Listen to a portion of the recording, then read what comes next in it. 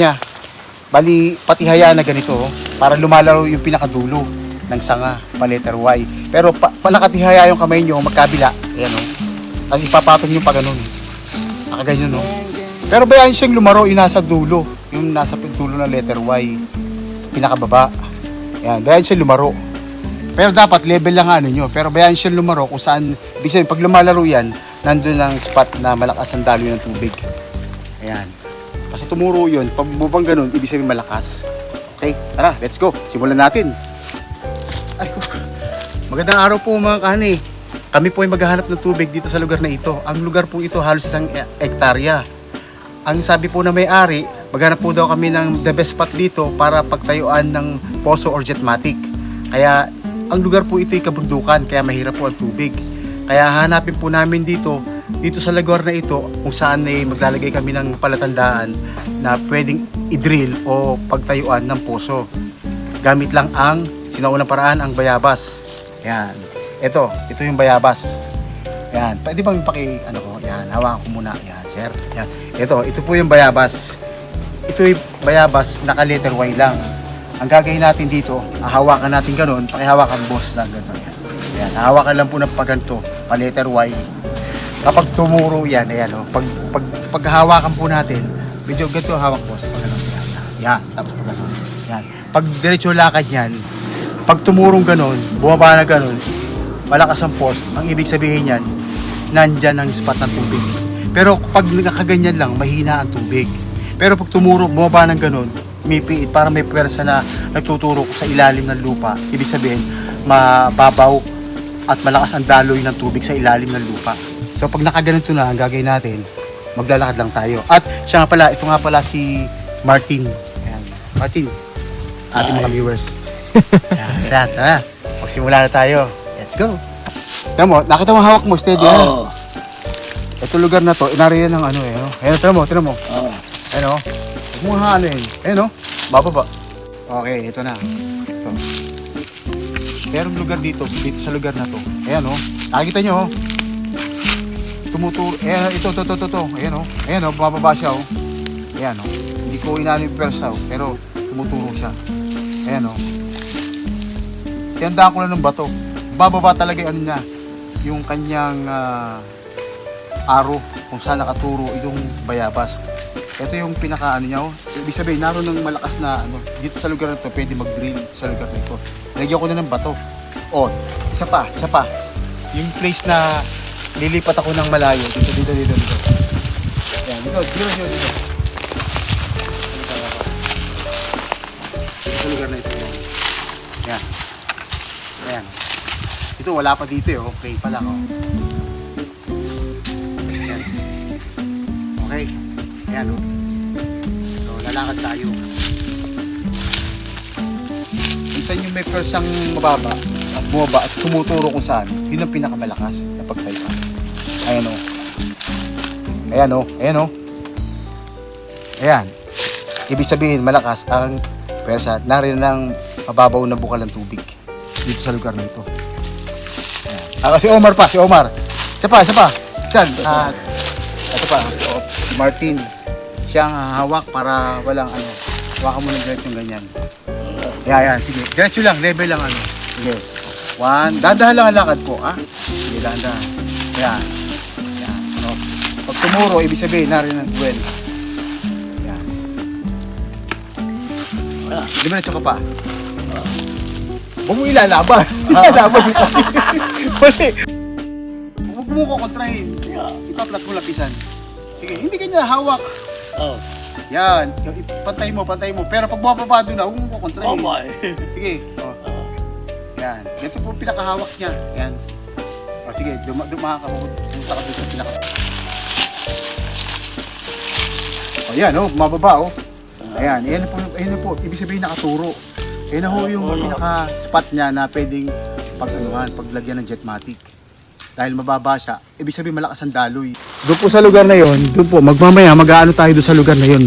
Kung doon sa mataas na tuktok na yon, titingnan natin kung may tubig doon sa lugar na yon. Kasi gusto na may-ari po na pagtayuan ng poso doon sa may taas, kung pwede. Kaya pupuntahan natin yung taas na yon. Ayan. Okay? O, maglakad ka, Omar. lang sa spot natin. Dahan-dahan. Ayan, malakas yung pwersa. Ayan. Di ba to? Ayan, ito yung pinaka-spot na malakas. Ayan.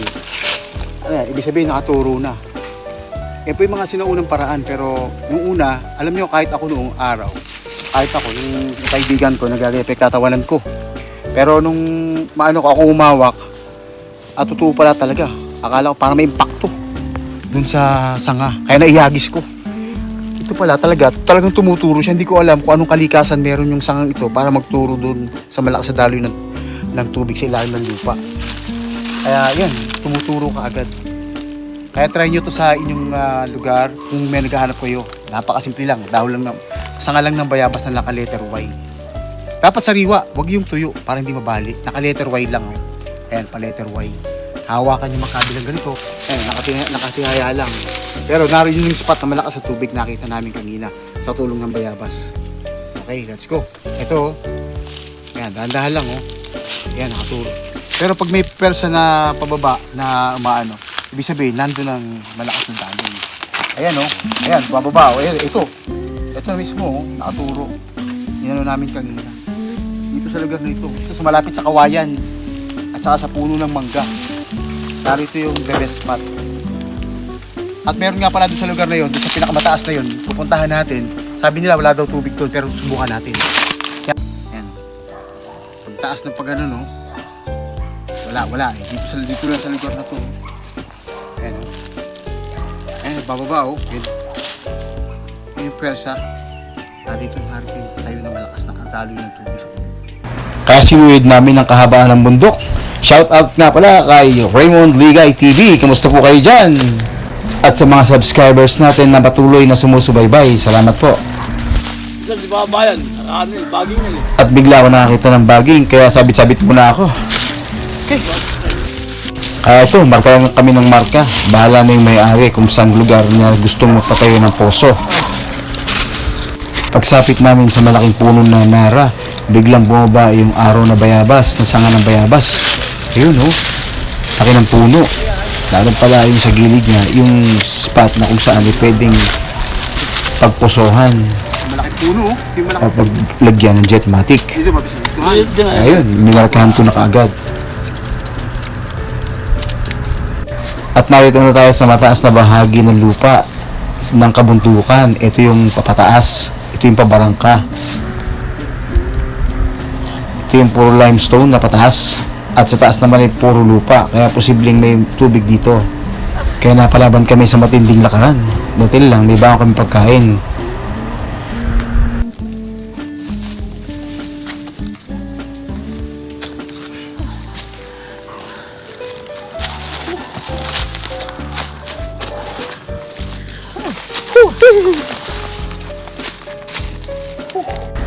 Kaya narating na natin ang pinakamataas na bahagi ng lupa dito sa kabundukan ng may-ari. Kaya check na natin.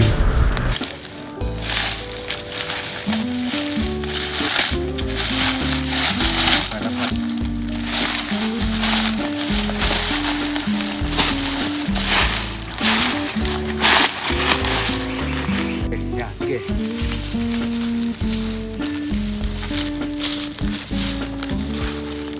Ayan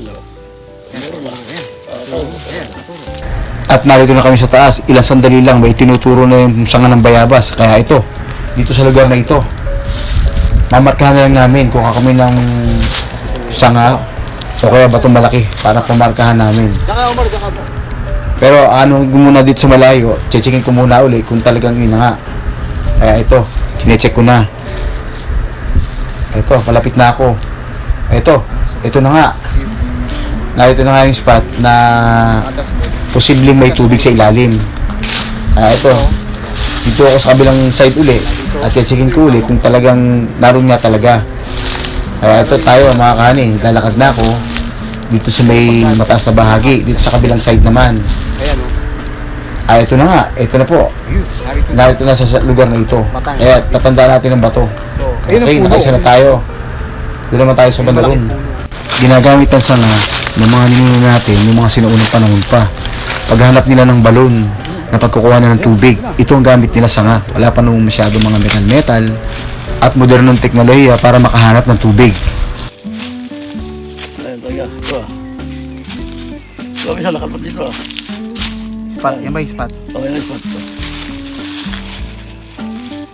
Ayun, ito na yung spot oh. May panibagong spot na naman ho para sa pag-drill. Ito yung lugar na to. Dito sa lugar na yan, ito na po oh. Nakita nyo. Nakita nyo yung laro ng bayabas oh. Mababa po ng kanya. Ayan oh, putok-putok. Pa, yan po. Putok. Hindi po wala sa halong biro. Ito na po. Hindi po ano, totoo po talaga to. Ito po yung mga sinaunang technique na pero maniniwala talaga kayo. Totoo. Ito po yung ginagawa na po ng matatanda ito. Yung mga gantong klase ng ano, wala pong technology. Ang ginagamit po nila yung mga sinauna. At tulad ng bayabas, matri kakao, bumababa po talaga siya. Ayan o. Ayan. Ito. Oh, sa kabila pa. Kakabila pa ako. Para makita nyo. Ayan, dito po ako. Ayan. Ayan. Ito po oh. Ito po yung pinakalas na bahagi. Pero pakikita ko sa inyo yung ano. Ganito lang hawak. Pero sariwang mayabas to ha. Sariwang bayabas. Ayan, hawakan ko. Ayan o. Ayan, makikita nyo, bababa ng kanya yan. Ayan o. Ayan o, bababa ng kanya o. Ang lakas mo ng gravity dito sa. Ayan o, malakas po ang gravity talaga. Ayan o. Inaayos po yung tubig. Malakas po ang daloy ng tubig sa ilalim. Kaya ho putok-putok na. Ayan o. Ayan o. Ayan. So hanggang dito na lang po mga kahani. Sana po kahit paano nakatulong ako kung paano maghanap ng tubig sa inyong mga bakuran. Kahit anong klaseng kalupaan meron kayo sa inyong bahay, sa inyong kabukiran. Sinuunang teknik lang, ito lang po ang bayabas. Kaya hanggang sa muli po, sana po nakatulong at mag-ingat po kayo sa inyong pamamahay. Maraming salamat po. Kaya, paalam! Ingat po!